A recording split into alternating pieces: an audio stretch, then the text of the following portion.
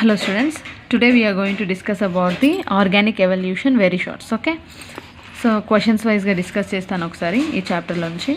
So ఇందులోంచి 2 or 1 very short and 1 short వచ్చే అవకాశం ఉంది. Okay, so now we'll see about the what are panspermia. What is panspermia? Okay, what is panspermia? So this theory is also called as cosmozoic theory, and the word panspermia is derived from Greek నుంచి తీసుకున్నటువంటి పదం అనమాట. So పాన్స్పర్మియా meaning ఏంటి అంటే seeds everywhere. So ఈ world ఎలా evolve అయింది, universe ఎలా ఫామ్ అయింది అనేటువంటి దాంట్లో నుంచి కొన్ని అజంప్షన్స్ కొంతమంది సైంటిస్టులు వాళ్ళ పాయింట్ ఆఫ్ వ్యూలో అజంప్షన్స్ తీసుకున్నారు కదా. సో అలా ఈ పాన్స్పర్మియా థియరీలో, కాస్మోజాయిక్ థియరీలో ఏమనుకున్నారు అంటే లైఫ్ అనేది సీడ్స్ నుంచి వచ్చింది. ఆ సీడ్స్ అనేవి అక్కడక్కడ యూనివర్స్లో ఉండడం ద్వారా ఆ సీడ్స్ ద్వారానే లైఫ్ వచ్చింది అని చెప్పారు. ఆ సీడ్స్ ఏంటి? స్పోర్స్. ఓకే, రెసిస్టెంట్ స్పోర్స్ కింద ఉండి ఆ స్పోర్స్ నుంచే ఏర్పడింది లైఫ్ అనేది చెప్పడం జరిగిందనమాట. సో ఒకసారి వినండి. The words panspermia is derived from Greek and which means seeds everywhere. Okay, it states that the seeds of life existed all over cosmos, that is universe, in the form of resistant spores called cosmozoa. Okay, ఏవో resistant spores ఉన్నాయి, ఆ spores నుంచే ఈ life అనేది ఏర్పడింది అని చెప్పారనమాట. Okay, అంటే ఇవన్నీ కూడా వాళ్ళ పాయింట్ ఆఫ్ వ్యూలో కొన్ని అజెప్షన్స్. స్పోర్స్ అనేవి ఉన్నాయి, ఆ స్పోర్స్ నుంచి లైఫ్ అనేది ఎగ్జిస్ట్ అయ్యింది, లైఫ్ అనేది రావడం జరిగింది అని. ఆ స్పోర్ట్స్ని సీడ్స్ కింద ట్రీట్ చేశారు.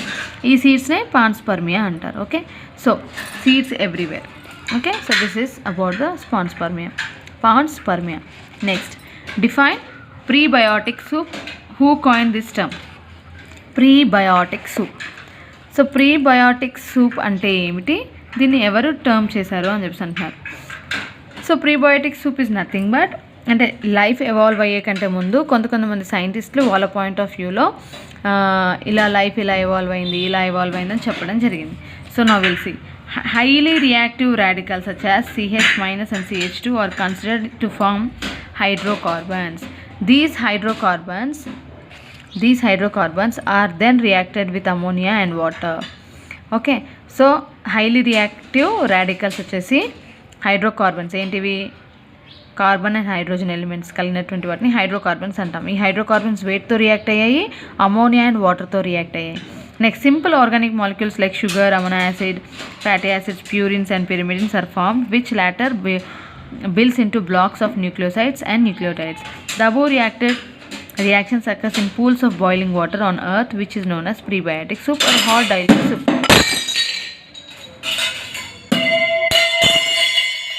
It was coined by Russian geneticist, that is J.B.S. Haldane in 1920. Okay, here life అనేది ఎవాల్వ్ అయ్యింది అనేటప్పుడు లైఫ్ ఎలా వచ్చింది అని ఏర్పడింది. Okay, so Haldane Russian scientist, genetics చదువుకున్నటువంటి scientist, that is nothing but geneticist. So he is the one.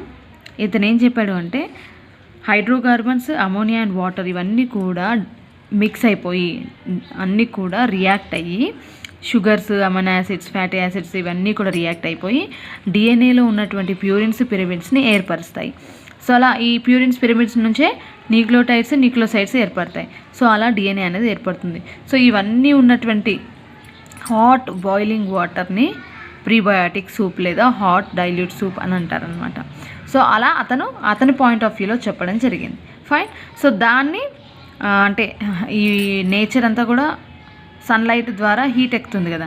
So అలా hot boiling soup అనేది ఏర్పడి అక్కడ నుంచి లైఫ్ ఏర్పడిందేమో అనేటువంటి ఒక అజెప్షన్ అనమాట. సో ఈ హాల్డేన్ అనేటువంటి సైంటిస్ట్ 1920లో ఇది అతని పాయింట్ ఆఫ్ వ్యూలో అలా అనుకున్నాడు అనమాట. So sugars, amino acid, fatty acid, purines and pyrimidines ఇవన్నీ కూడా ఏర్పడ్డాయి. ఎలా? హైడ్రోకార్బన్స్, అమోనియా అండ్ వాటర్తో రియాక్ట్ అవ్వడం ద్వారా అని చెప్పాడు. Okay, so this is called as that hot boiling soup occurred in the pools of boiling water on earth. ఈ నేలపైన, ఓకే, ఈ యూనివర్స్లో అర్త్ పైన ఏర్పడిన సూప్ని prebiotic soup or hot dilute soup అని చెప్పడం జరిగింది. Fine. Next comes how did eukaryotes evolve. Eukaryotes ఎలా ఏర్పడ్డాయి అని చెప్తున్నారు. ఓకే, సో యూకారియోట్స్ ఎలా ఏర్పడ్డాయి? స్టార్టింగ్లో ఏంటి, ప్రోకారియోట్స్ ఉండేవి, అంటే ఏకకణ జీవులు, ప్రోకారియోట్స్ మాత్రమే ఉండేవి. సో యూకారియోటిక్స్ ఎలా ఏర్పడింది అంటే, సియర్ organelles like mitochondria and plasmids of eukaryotes are evolved from symbiotic association of eukaryotes with prokaryotes. The endomembrane system which is present in the eukaryotic cell have evolved by the infolding of plasma membrane of ancestral prokaryotes. So prokaryotes అంటే ఏంటి, పూర్వకణ జీవులు. So ఈ prokaryotes అనేవి ఒకదానితో ఒకటి symbiotic association ద్వారా eukaryote అనేది ఏర్పడింది. ఓకే, సో ఈ ప్రోకారియోట్స్ నుంచే యూకారియోట్స్ అనేవి ఏర్పడ్డాయి అనమాట.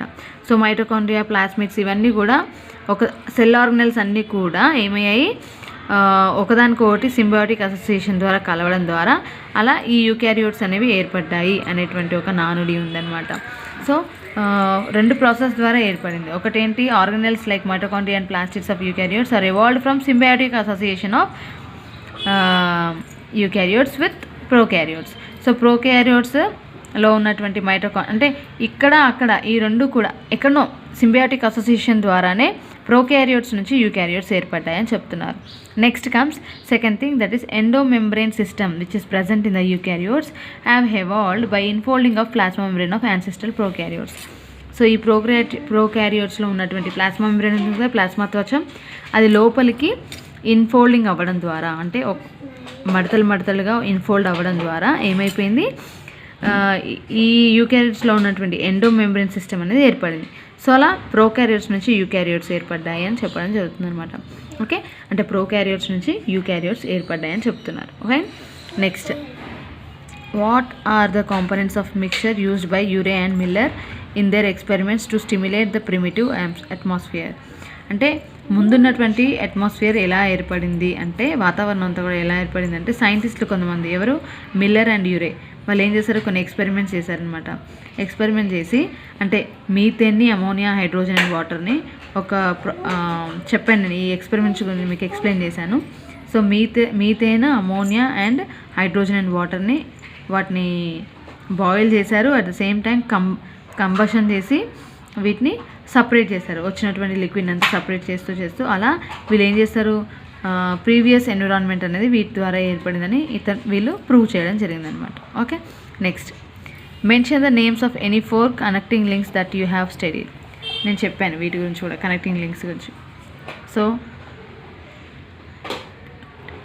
So the organism that possess the characters of 2 different groups is called connecting link. 2 connecting links అంటే 2 గ్రూప్స్ ఉన్నాయనుకోండి, వాటిని కనెక్ట్ చేసేటువంటి లింక్స్ని డిస్క్రైబ్ చేసేటువంటి